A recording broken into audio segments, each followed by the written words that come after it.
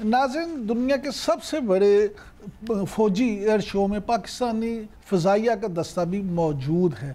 इस हवाले से तवक्कुआत क्या हैं और वहाँ पे इसे क्या रिस्पांस मिल रहा है, ख़ास तौर पे गुफ्तगू करने के लिए हमारे साथ मौजूद हैं air marshal retired Aamir Masood साहब। Thank you very much sir, आपने टाइम दिया।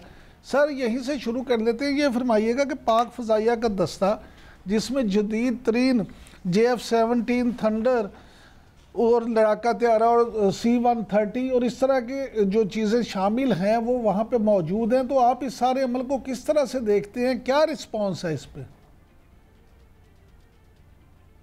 बहुत शुक्रिया जी आपका। बिस्मिल्लाहिर्रहमानिर्रहीम। देखिए जी, ये जो रियत वाला ये शो होता है, ये ज़्यादातर इसका जो फोकस है वो टैटू होते हैं जहाज़ों पे बने हुए, डिफरेंट कलर स्कीम्स होती है, डिफरेंट प्रोजेक्शन होती है, डिफरेंट इवेंट्स होते हैं जो कंट्रीज प्रोजेक्ट करती हैं और उसकी वजह से उनको एक भारी तादाद में लोग आते हैं देखने के लिए। और बेसिकली ये एक किस्म का डिफरेंट एयरक्राफ्ट में रॉयल एयरफोर्स जो है वो डिफरेंट तस्वीर, depiction of their heritage, culture, events जो हुए हैं पास में, उसको वो शो करते हैं और खूबसूरत रंगों के साथ उसको सजाया जाता है। और दुनिया जहां से जहाज आते हैं, फाइटर्स भी होते हैं, ट्रांसपोर्ट भी होते हैं, दूसरे यूटिलिटी एयरक्राफ्ट भी होते हैं। तो इन सब का एक शो होता है जिसमें कसीर तादाद से लोग जो हैं वो इसमें हिस्सा लेते हैं। और इसका बेसिक जो मकसद होता है वो कुछ चैरिटी वाला भी होता है, जो कि इनकी जो फैमिलीज हैं, जो रॉयल एयर फोर्स और बाकी जो इनकी जिनको चैरिटी की ज़रूरत है, उसकी तरफ ये ज़्यादातर पैसा जाता है। मगर ये कि इसमें आपके पास एक ऐसे लोग मौजूद होते हैं दुनिया भर से आए हुए, जो उन जहाज़ों को भी देख रहे होते हैं, उन कंट्रीज़ की प्रोजेक्शंस जो इवेंट्स के लिहाज से हुई होती है उसको भी देख रहे होते हैं। तो मार्केटिंग के लिहाज से और एक किस्म का अपने आप को एडवर्टाइज करने के लिहाज से ये एक बहुत इंपॉर्टेंट शो होता है। तो हमारा जो एक बैकबोन है और हमारा प्राइड ऑफ पाकिस्तान है, JF-17, वो गया है और उसमें बहुत खूबसूरत इस दफ़ा उसको रंगों से सजाया गया है। वो एक शो भी करेगा अपना, एरोबैटिक्स भी होंगी।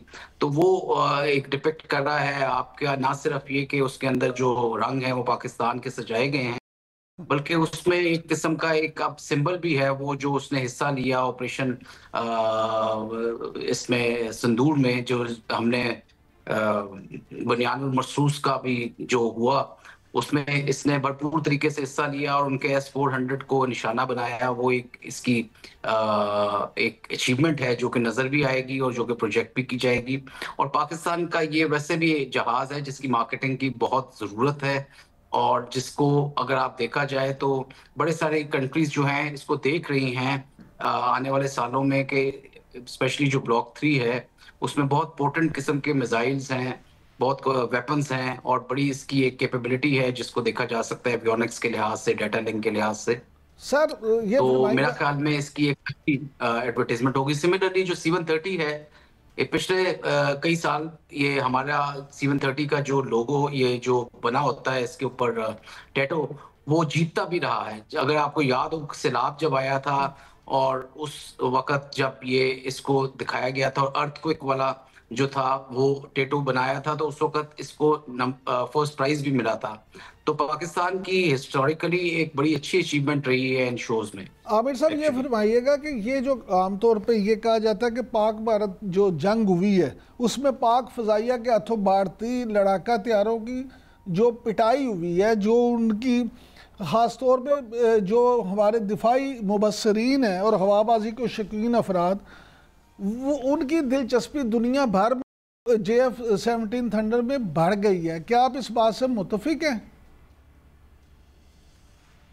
बिल्कुल जी, देखें ये कुछ हकीकतें हैं और कुछ हकायक हैं जो हमें नज़र आए जब ये ऑपरेशन हुआ 7th स्पेशली मॉर्निंग को जब हुआ।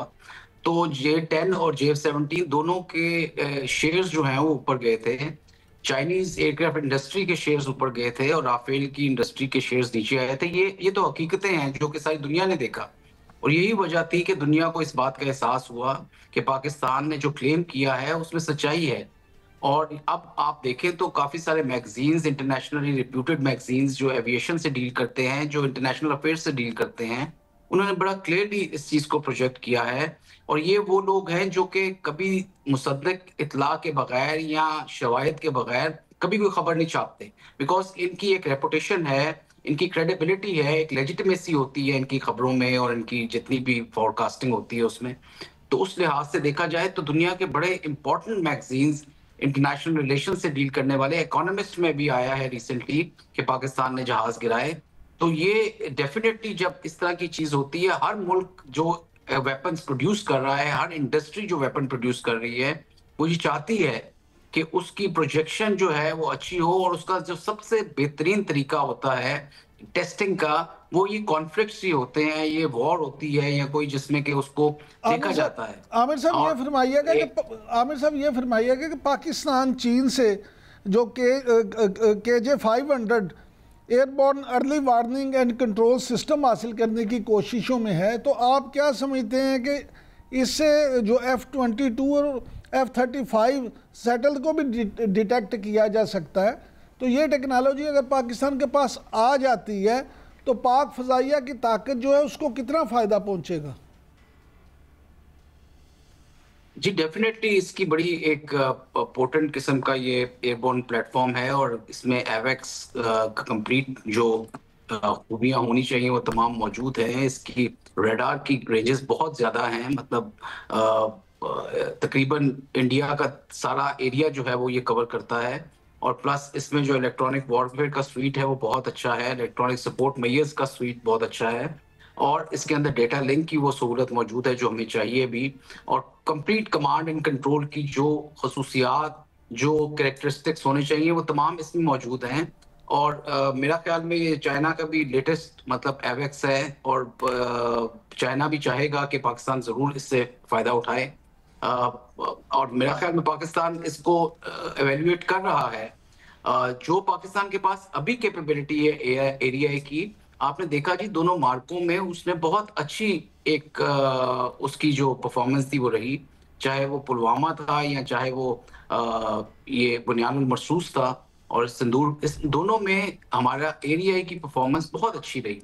और उसकी वजह ये है कि उसमें काफी सारी चीजें हमने इंडिजिनसली डेवलप की हैं, और ये बहुत इंपॉर्टेंट चीज होती है कि जब भी आप नया प्लेटफॉर्म लें तो ये जरूर देखें कि वो आपके एग्जिस्टिंग सिस्टम्स के अंदर जो है उसकी इंटीग्रेशन आसानी से हो सकती है, और आसानी से इंटरऑपरेबिलिटी हो सकती है बाकी सिस्टम्स के साथ। अच्छा तो सर, जो एवेक्स होता है वो बहुत एक इम्पॉर्टेंट एलिमेंट होता है किसी भी एयर कैंपेन का, अच्छा क्योंकि सर ये वहां से फरमाइएगा एक एयर सर कैंपेन कंट्रोल किया जाता है। सर ये फरमाइएगा कि इंडिया पाकिस्तान से मार खाने के बाद अब इसराइल से जो लॉन्ग रेंज मिसाइल ले रहा है, तो ये आप क्या समझते हैं कि ये उसका मंसूबा क्या है? क्या वो सब कुछ ये पाकिस्तान के लिए ही कर रहा है, या इसराइल वहाँ से ईरान पे भी हमला कर सकता है? नहीं जी, देखें इंडिया की जो सारी चीजें हैं वो स्पेशली जो उनके वेस्टर्न बॉर्डर्स पे हैं या जो उनका प्रोक्योरमेंट्स हैं वो स्पेसिफिक टू पाकिस्तान है ज्यादा। इवन चाइना के साथ उनका वो वाले मामलात नहीं हैं जो पाकिस्तान को वो एक थ्रेट के तौर पे देखता है, और जिस तरह से वो चाहता है कि पाकिस्तान को बिल्कुल सबड्यू कर दिया जाए। तो उसने जब भी जो जहाज़ों की भी प्रोक्योरमेंट की, जब राफेल की आपको याद होगा, तो उस वक्त भी पुलवामा के बाद उन्होंने बिल्कुल। यही कहा था कि पुलवामा राफेल होते तो हम पाकिस्तान को मजा चखा सकते थे, या उनको हम ज्यादा उनको हरा सकते थे हम, और उनकी एयरफोर्स को शिकस्त दे सकते थे। तो ज्यादातर इनका जो प्रिक्योरमेंट्स हैं या जो इनकी मिलिट्री की जो हार्डवेयर हैं वो पाकिस्तान स्पेसिफिक हैं। और देखें चाइना के साथ वो जो मर्जी कह दे, इंटरनेशनल ऑडियंस को तो खुश करने के लिए या उनकी एक किस्म की हेल्प और सपोर्ट हासिल करने के लिए वो जरूर ये कहेगा कि चाइना जो है वो भी हमारा थ्रेट है और हमें टू फ्रंट वॉर लड़नी है।